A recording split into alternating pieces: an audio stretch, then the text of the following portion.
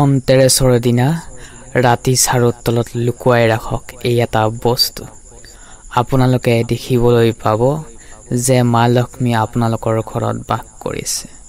আপুনি এই নিশা যদি ঘৰত এই ঠাইত এটা বস্তু ৰাখে চাৰুৰ তলত, তেন্তে আপোনাৰ ঘৰত ধনৰ সৃষ্টি হ'ব বৰষুণৰ দৰে। বিশ্বাস নহয় যদি আপোনাৰ এয়াই সত্য, কিন্তু এয়াই সত্য। প্ৰাচীন জ্ঞানৰ অংশ আহক সম্পূৰ্ণ গোপন ৰহস্য জানি লওঁ। নমস্কাৰ নমস্কাৰ নমস্কাৰ প্ৰিয় দৰ্শক, আশা কৰোঁ আপোনালোক আটাইয়ে ভালে আছে, ময়ো ভালে আছোঁ। 18 অক্টোবৰ ধনতেৰছ। সম্পূৰ্ণ সময়সূচী বাৰ হৈছে শনিবাৰ। হিন্দু ধৰ্মৰ কাতি মাহৰ কৃষ্ণ পক্ষৰ ত্ৰয়োদশী তিথিত এই ধনতেৰছ পালন কৰা হয়। ত্ৰয়োদশী তিথি আৰম্ভ হ'ব 18 অক্টোবৰ 12:18 আৰু শেষ হ'ব 19 অক্টোবৰ 1:51। আজি যদি আপুনি অলপমান সময় উলিয়াই বৰ্তমান এই ভিডিঅ'টো সম্পূৰ্ণকৈ চাই, সম্পূৰ্ণ আপোনাৰ ধনতেৰছৰ যিখিনি ডাউট ক্লিয়াৰ হোৱা নাই সকলোবোৰ ডাউট ক্লিয়াৰ হ'ব। মই বিশ্বাস কৰোঁ যে আপোনালোকক ভালধৰণে এক্সপ্লেইন কৰিবলৈ চেষ্টা কৰোঁ। প্ৰিয় দৰ্শক, আপোনালোক যদি পোনপ্ৰথমবাৰৰ বাবে আমাৰ ইউটিউব চেনেলটিলৈ আহিছে, তেনেহ'লে ভিডিঅ'বোৰ চাই যদিহে ভাল লাগে, উপকাৰ হয়, তেনেহ'লে নিশ্চয় কমেণ্ট বক্সত ভক্তি মনেৰে জয় মা লক্ষ্মী উচ্চাৰণ কৰিব আৰু লগতে সম্পূৰ্ণ ডাউট ক্লিয়াৰ হ'ব। ভিডিঅ'টোৰ মাজত কম কি উপায়, কি টিপছ। হিন্দু ধৰ্মৰ ধনতেৰছৰ বিশেষ গুৰুত্ব আছে। এই দিনটোত ধনৰ দেৱতা কুবেৰ আৰু লক্ষী দেৱীৰ পূজা আৰাধনা কৰা হয়।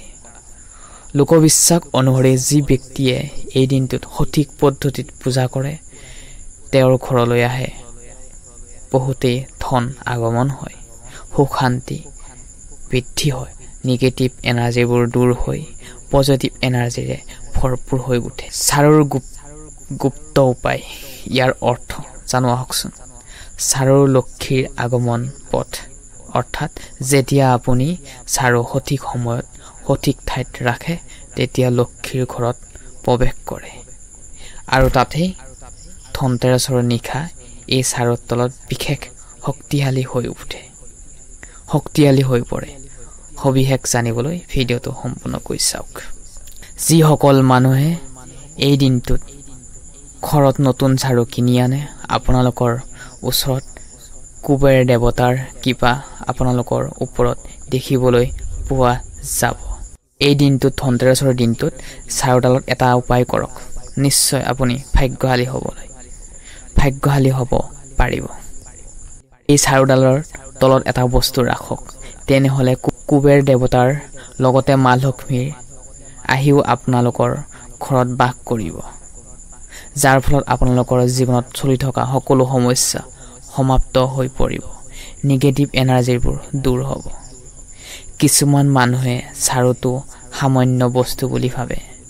চাৰুক শাস্ত্ৰত বহুতো মহত্ব দিয়া হৈছে। চাৰুক মা লক্ষ্মীৰ স্বৰূপ বুলি মনা গৈছে। ধনতেৰছৰ দিনটোত চাৰু কিনি আনি পূজা কৰিলে মা লক্ষ্মীক সন্মান কৰা বুজায়। এই দিনটোত প্ৰথমে ঘৰ দুৱাৰ পৰিষ্কাৰ পৰিচ্ছন্নতা কৰি ল'ব আৰু এই দিনটোত সোণ ৰূপ আদি কিনিব পাৰে। যদি একো বস্তু কিনিব নোৱাৰে, একো কথা নাই, বাট ষ্টীলৰ বস্তু নিকিনিব। যিমান পাৰে আপোনালোকে ধাতু, তামা, পিতল আৰু চাৰু এইখিনি বস্তু ক্ৰয় কৰি আনিব পাৰে, খুবেই বেছি ভাল। মনত ৰাখিব প্ৰিয় দৰ্শক, পূজা কৰোঁতে যাতে কুবেৰ দেৱতাৰ মুখখন সদায় উত্তৰ দিশত থাকিব লাগে, মানে ঘৰৰ উত্তৰ দিশত কৰি থাকিব লাগে, উত্তৰ ফালে চাই থাকিব লাগে। এইটো অলপ ধ্যান দিব। আপুনি নিশ্চয় জানে মা লক্ষ্মীৰ স্বৰূপ বুলি জনা যায় চাৰুক। সেয়েহে এই দিনটোত কৰক এই বিশেষ উপায়, টিপছ হয়, জানি লওঁ আহকচোন। তাৰ আগতে আপোনালোকক জনাওঁ যে এতিয়ালৈ যদি আমাৰ ইউটিউব চেনেলটি ছাবস্ক্ৰাইব কৰা নাই, তেনেহ'লে ছাবস্ক্ৰাইব কৰি থ'বলৈ একেবাৰে নাপাহৰিব আৰু লগতে ভিডিঅ'টিত লাইক এটা কৰি দিব আৰু লগতে ভক্তি মনেৰে ভক্তি মনেৰে কুবেৰ দেৱতাৰ নাম উচ্চাৰণ কৰিব কমেণ্ট বক্সত। চাৰু কেতিয়াও থিয় কৰি ৰাখিব নালাগে, সেয়া আপুনি মই সকলোৱে জানো। চাৰুডাল সদায় শুৱাই ৰাখিব লাগে। চাৰুডাল সদায় ভাল ধৰণে ৰাখিব লাগে, যত্ন ৰাখিব লাগে। মা লক্ষ্মী তেনেহ'লে আমাৰ ওপৰত সন্তুষ্ট হয়। সদায় আমি সুন্দৰ কৰি ৰাখিব লাগে চাৰুডাল। চাৰু সদায় ঘৰৰ দক্ষিণ পশ্চিম কোণত থওক। এই দিনটোত ৰূপৰ মুদ্ৰা ৰাখি তাৰ ওপৰত চাৰু ৰাখিব। তাৰ পাছত এটা প্ৰদীপ জ্বলাই 11 মিনিটত মা লক্ষ্মীৰ নাম উচ্চাৰণ কৰক। মনত শুদ্ধ মনেৰে ধ্যান ৰাখক, ভক্তি কৰক। প্ৰিয় দৰ্শক, আমি যিকোনো কাম কৰিলে মন মগজু ধ্যান ৰাখি শুদ্ধ মনেৰে কৰিব লাগে, তেনেহ'লে তাত ফল নিশ্চয় হ'ব। ধনতেৰছৰ নিশা পূজা অৰ্চনা সম্পূৰ্ণ হোৱাৰ পাছত এটা নতুন বা পৰিষ্কাৰ চাৰু লওক আৰু তাত এটা বিশেষ বস্তু ৰাখিব লাগে, এটা ৰূপৰ মুদ্ৰা। তেনে কৰিলে ধনৰ দেৱতা কুবেৰ আৰু লক্ষী দেৱীৰ কৃপা লাভ কৰিবলৈ পাৰিব আপুনি মই প্ৰত্যেকজন ব্যক্তিয়ে। প্ৰিয় বন্ধু বান্ধৱীসকল, দীপাৱলীৰ দিনা এই চাৰুটি ঘৰত পূব দিশত ৰাখিব। হয়, ঠিকেই শুনিছে। দীপাৱলীৰ দিনটোত চাৰু যদি আপুনি কিনি আনে তেনেহ'লে পূব দিশত ৰাখিব আৰু ৰূপৰ মুদ্ৰাটো লক্ষীৰ চৰণত থওক আৰু পূজা কৰক। চাব, দেখিবলৈ পাব জীৱনটো সুখৰ হ'ব, মনটো পৰিষ্কাৰ হ'ব। যি মানুহে মনেৰে ভক্তি কৰে, এই কাম কৰে, তেওঁলোকৰ অৰ্থনৈতিক শুভ ফল পায়, তেওঁলোকৰ অৰ্থ লাভ হয়, নতুন ব্যৱসায়ত সুযোগ পায়, ধনৰ অভাৱ নহয় কেতিয়াও। হয়, এফালে গ'লেও এফালে কিন্তু আহে। নিগেটিভ শক্তিবোৰ দূৰ হৈ ঘৰখনলৈ সুখ শান্তি বজাই থাকিব। প্ৰিয় দৰ্শক, যদি চাৰুৰ আপোনালোকে কিনে মঙলবাৰ বা শনিবাৰে কিনিব, শুভ বুলি মনা যায়। ইয়াতকৈ উত্তম দিন হৈছে ধনতেৰছৰ দিনা কিনিব।